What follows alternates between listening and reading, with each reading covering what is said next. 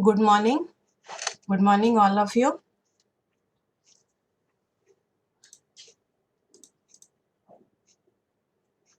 Today we will study Entamoeba histolytica. It is an protozoan.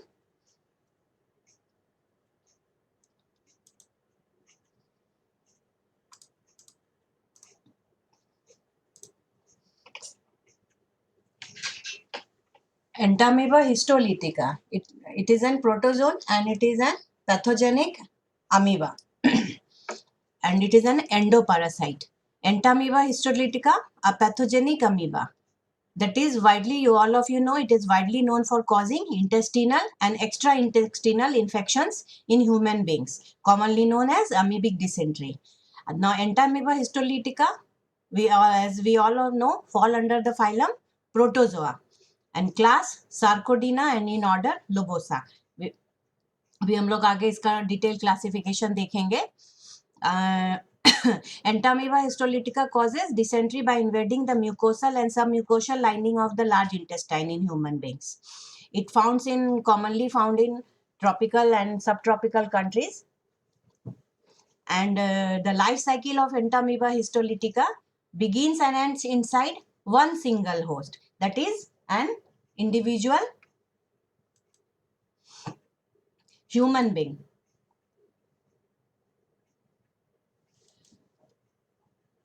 It is in one single host. That is also known as monogenetic parasite. Means if there is the one host of a parasite, then it is monogenetic. When the parasite completes its life cycle in two hosts, then it is digenetic parasite. And it is an endoparasite. That means it found inside the body. And if it is found outside the body, then it is known as ectoparasite. So Entamoeba is an monogenetic. Entamoeba histolytica is an monogenetic endoparasite. And the only one host, because it is a monogenetic, it has only one host, and that host is man. So Entamoeba is an important genus of amoeba. All the endoparasites, all are the endoparasitic and occur mostly in the alimentary canal of the host. And its nucleus is vesicular type, and small endosome and chromatin granules are found inside it. In Entamoeba, we have to study Entamoeba histolytica, but there are two more varieties of Entamoeba that we are commonly known as Entamoeba gingivalis and E. coli and Entamoeba histolytica. Some description about this Entamoeba gingivalis. ये mouth cavity में पाया जाता है और दांतों में के बीच में पाया जाता है और पायरिया के लिए है. It is the first reported parasitic amoeba. Entamoeba gingivalis is the first reported parasitic amoeba of man. In 1849, it was discovered by Gross. Lives in mouth. It is usually found in carious teeth, in tartar and debris collected around the root of teeth. And these Entamoeba gingivalis feed on bacteria, cellular debris, and WBC.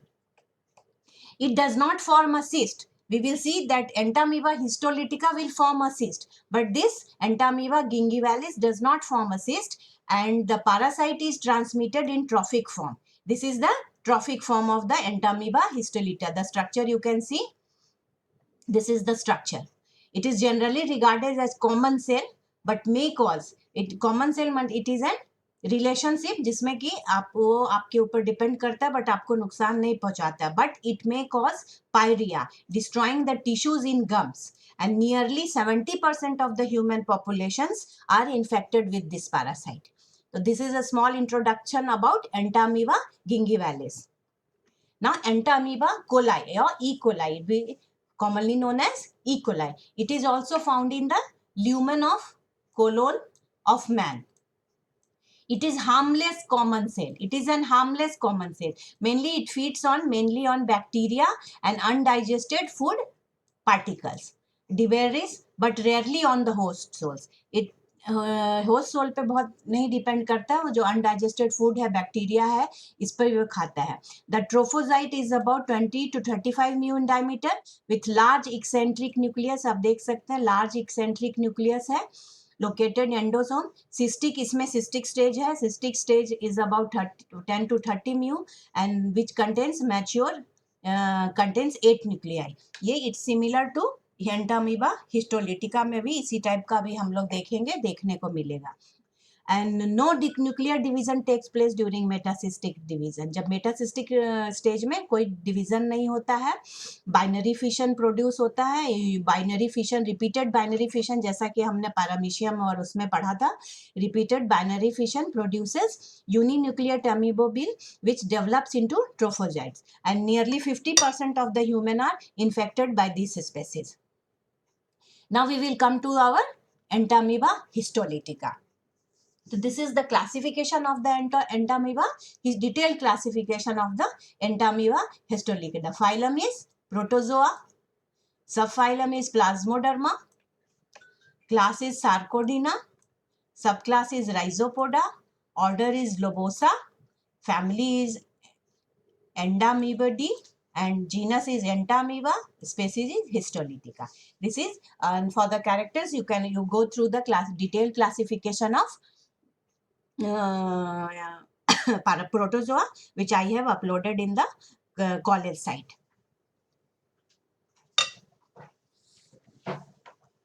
Now, Entamoeba histolytica is the most common protozoan parasite found in the large intestine of man. आए दिन देखिएगा कि the peoples are suffering from amoebic dysentery. It is commonly known as dysentery of amoeba or amoebic dysentery. It was first reported by Russian zoologist Losch in 1875. It has a worldwide distribution, especially in the tropical and subtropical countries जहाँ पे sanitary condition poor है, hygienic, जहाँ पे लोग hygiene बहुत अच्छे से नहीं प्रैक्टिस करते हैं, वहाँ पे इंक्लूडिंग इंडिया, वहाँ पे ये बहुत कॉमन है. बिकॉज इट इज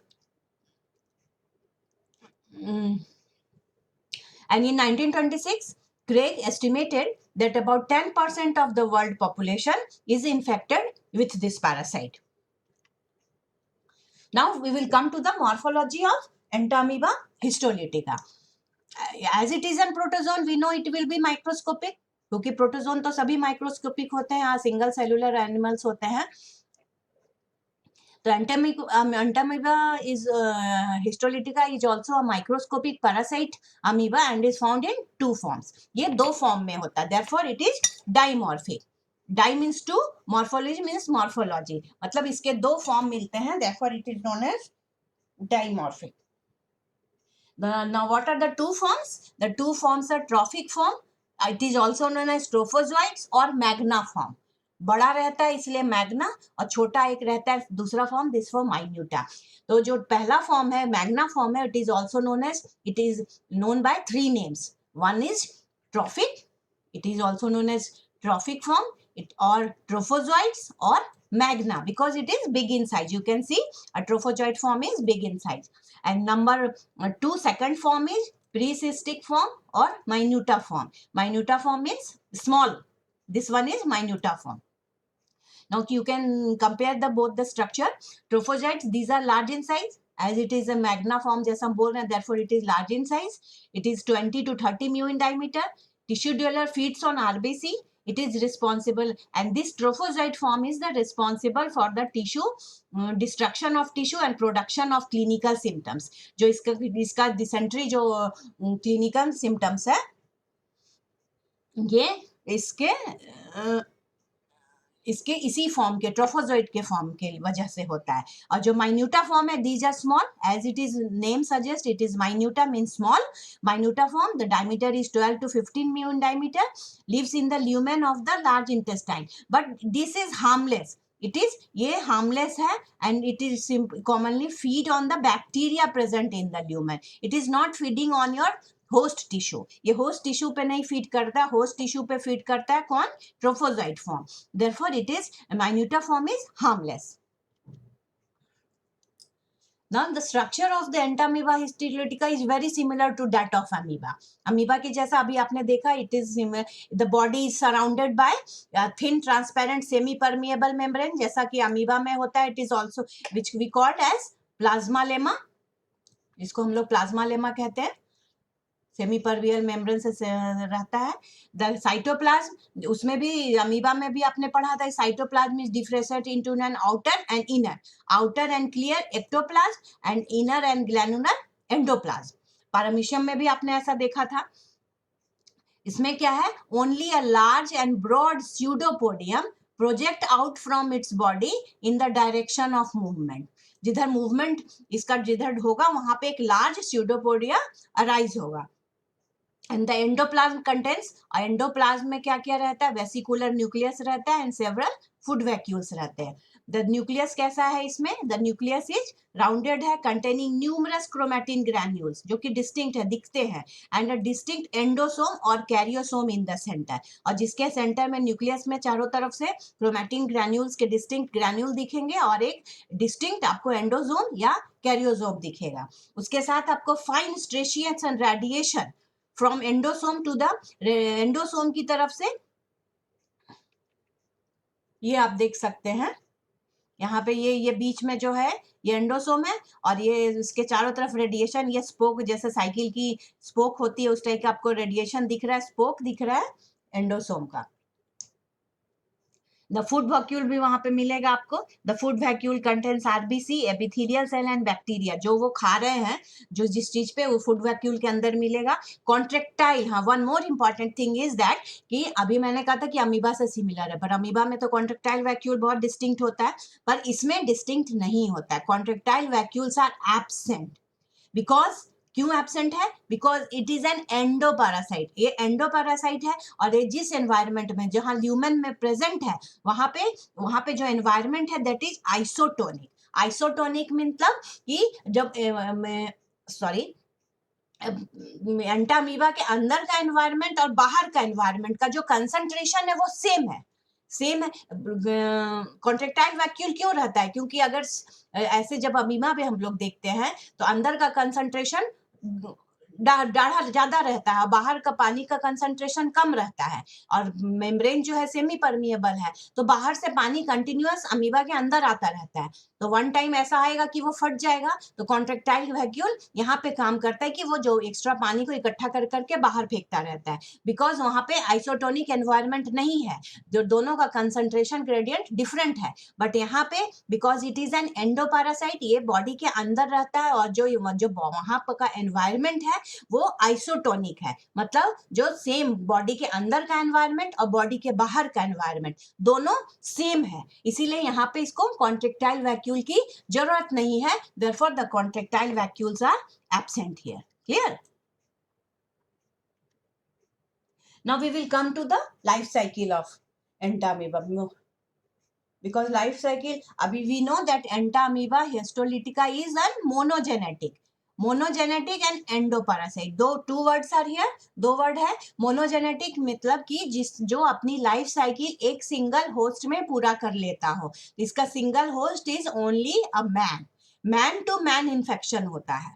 जैसे मलेरिया में प्लाज्मोडियम जो है पैरासाइट वो डाइजेनेटिक है, क्योंकि वो दो होस्ट, अपनी लाइफ साइकिल को दो होस्ट में पूरा करता है, मैन टू मॉस्किटो, ठीक है। तो वहां पे दो जरूरत पड़ते हैं, दो होस्ट की, तो वो वैसे पैरासाइट को डाइजेनेटिक पैरासाइट कहते हैं। But Entamoeba histolytica is an monogenetic endoparasite, means इसको सिर्फ अपनी लाइफ साइकिल पूरी करने के लिए एक सिंगल होस्ट की जरूरत होती है, और वो सिंगल होस्ट कौन है, मैन। तो इसकी लाइफ साइकिल में 3 स्टेजेस हैं, trophozoite stage, pre cystic stage and cystic stage. Trophozoite अभी जो मैंने बताया था, ट्रोफोजॉइट जो इन्फेक्शियन पैथोजेनिक फॉर्म है वो ट्रोफोजॉइट है, और प्री सिस्टिक, और बिकॉज ये सिस्ट का फॉर्मेशन करेगा तो उसके पहले का जो फॉर्मेशन है that is known as precystic stage, और जब सिस्ट बन जाएगा तो वो स्टेज कहलाता है cystic stage. Now only trophozoite reproduce asexually by binary fission। जो ट्रोफोजॉइट है वो माइटोसिस के थ्रू बाइनरी फिशन से रिप्रोड्यूस करेंगे।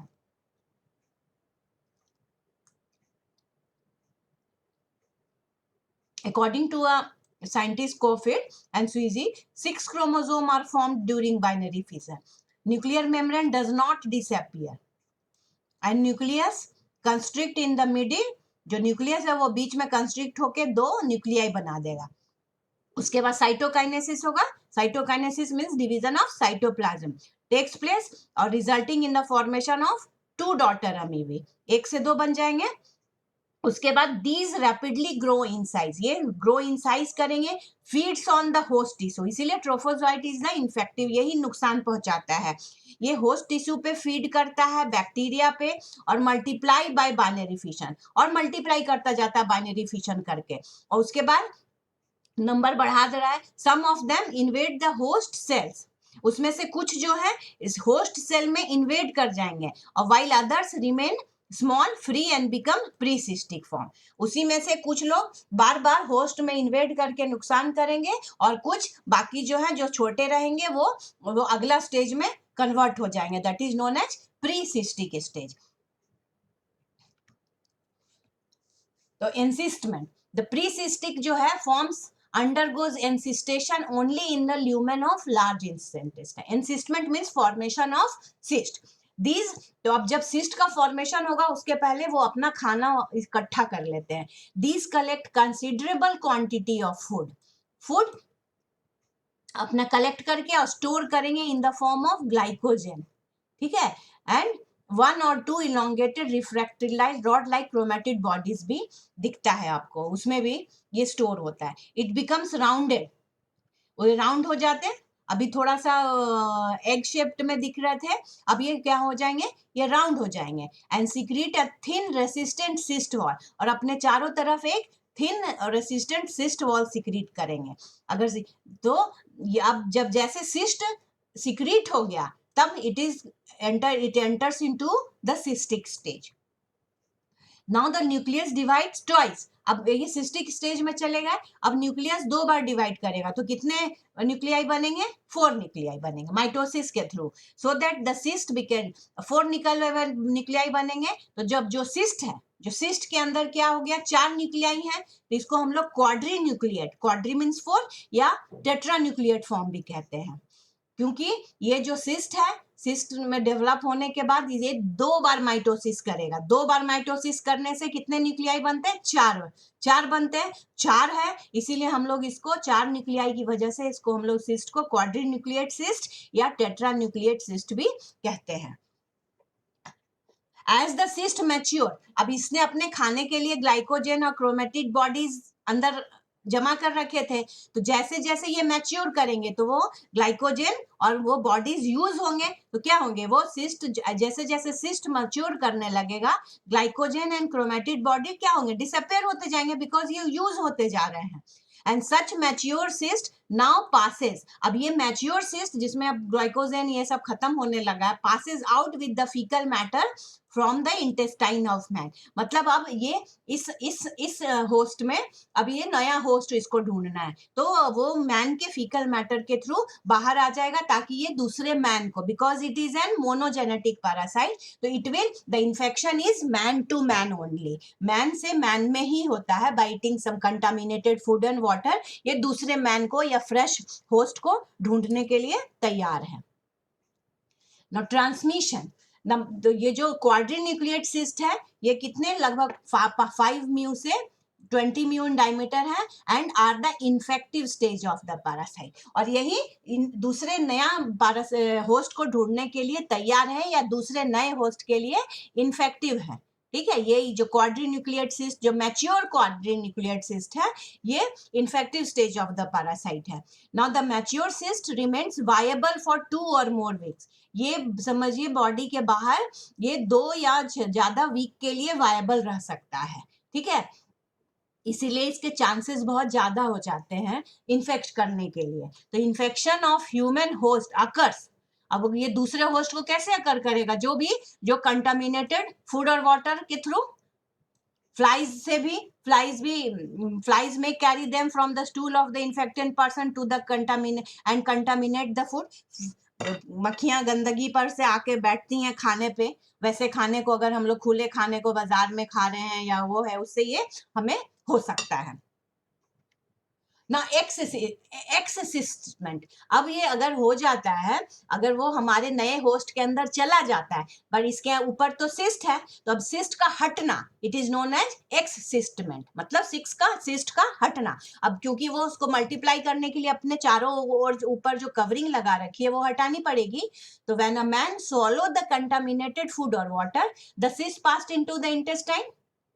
वो इंटेस्टाइन में जाके जो सिस्ट वॉल है वो डिसॉल्व हो जाता है by the action of digestive enzyme. Digestive enzyme का जो एक्शन होता है, तो ये जो ऊपर जो कवरिंग है वो डिसॉल्व हो जाती है, और a single tetra nucleate amoeba is released. ये सिस्ट कैसा था? टेट्रा न्यूक्लिएट था ना। अब ये सिस्ट जो है वो सिस्ट हट गया और ये टेट्रा न्यूक्लिएट अमीबा रिलीज हो गया इंटेस्टाइन में। उसको हम लोग कौन सा फॉर्म कहते हैं? This is now called as metacystic form. After cyst जो फॉर्म जो रिलीज हुआ without cyst, it is known as metacystic form.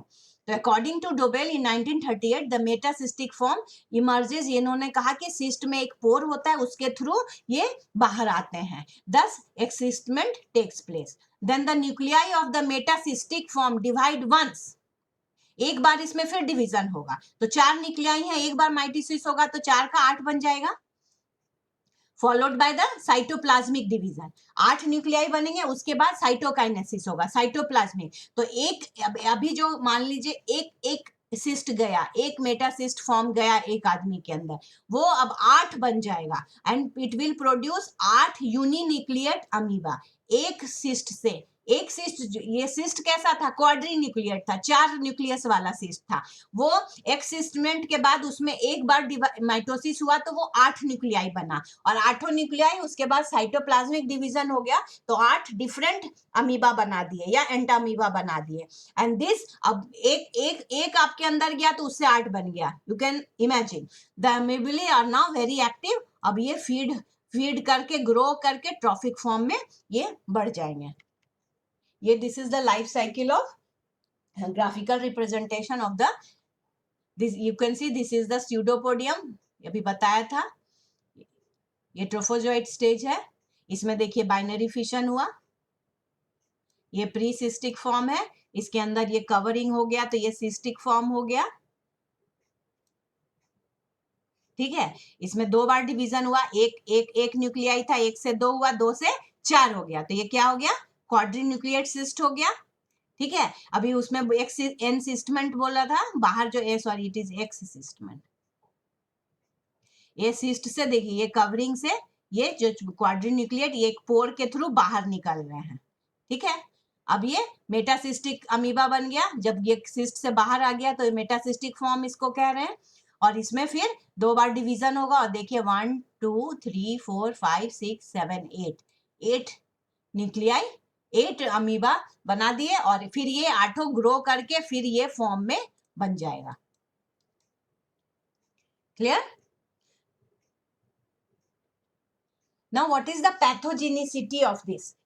This was about the life cycle. What is the pathogenicity? ये क्या प्रॉब्लम करता है? Entamoeba पहले कितनी बार मैं बता चुकी हूँ कि इंटामीबा कॉजेस अमीबिक डिसेंट्री। ये अमीबिक डिसेंट्री करता है, हिपेटाइटिस भी हो सकता है इसे, और लीवर एब्सेसेस, लीवर में भी आपके अल्सर्स और घाव हो सकते हैं। ऑल दीज कंडीशन, ये सभी कंडीशन को कलेक्टिवली हम लोग कहते हैं अमीबेसिस। ये इसकी बीमारी का नाम जो collective, amoebiasis is not a single disease, ये सारे सिम्टम्स अगर कलेक्टिव हम लोग लेंगे then it is known as amoebiasis. The amoebic dysentery is characterised by the passage of blood. Stool में ब्लड और म्यूकस अगर पास आउट होने लगे, ये उससे अमीबिक डिसेंट्री को हम लोग कैरेक्टराइज कर सकते हैं। ये कैसे होता है? द ट्रोफोजोइड्स जो है, जो because the trophozoites feed on the host tissue को ये सिक्रीट करते हैं एक प्रोटियोलिटिक एंजाइम। वो जो प्रोटियोलिटिक एंजाइम सिक्रीट करते हैं जो कि म्यूकस मेम्ब्रेन और लार्ज इंटेस्टाइन के म्यूकस मेम्ब्रेन को डिस्ट्रॉय कर देता है और अल्सर फॉर्म कर देता है। तो ब्लड, तो उसके साथ वही उसके अल्सर फॉर्म होने के ब्लड, म्यूकस, सेल डिबेरिस, ये सभी जो है come out from the ulcer and pass out to the exterior along with the feces। जो स्टूल से पास होते हैं इसको हम लोग अमीबिक डिसेंट्री कहते हैं। The patient suffering from amoebic dysentery have repeated blood mixed slimy motion and the stool is usually acidic। Sometime the trophozoites, कभी कभी ये सर्कुलेशन, ब्लड सर्कुलेशन के अगर एंटर हो जाते हैं, which is very dangerous and reaches the different parts of the body such as liver, spleen, brain, वहां अगर पहुंच गए तो ये बहुत ज्यादा नुकसान क्रिएट करते हैं. Here it cause destruction of the tissue leading to the formation of abscess. Liver में, ब्रेन में अगर प्रॉब्लम करेंगे तो प्रॉब्लम हो जाती है. लीवर एबेसिस होता है तो हिपेटाइटिस की वजह से कॉमन हो जाता है, और हिपेटाइटिस में लीवर जो है एनलार्ज्ड एंड पेनफुल हो जाता है. Now there are some treatments, बहुत कॉमन है. इट इज यूजुअली 3 ड्रग्स को है. Derivatives of dehydroemetine are effective for temporary relief. फिर iodine compounds like vioform, chiniofon and etcetera have a longer effect. और फिर नहीं तो एंटीबायोटिक्स लाइक टेरामाइसिन, इरिथ्रोमाइसिन, ये सारे इसमें बहुत इफेक्टिव पाए जाते हैं. तो this is about Entamoeba histolytica. So thank you.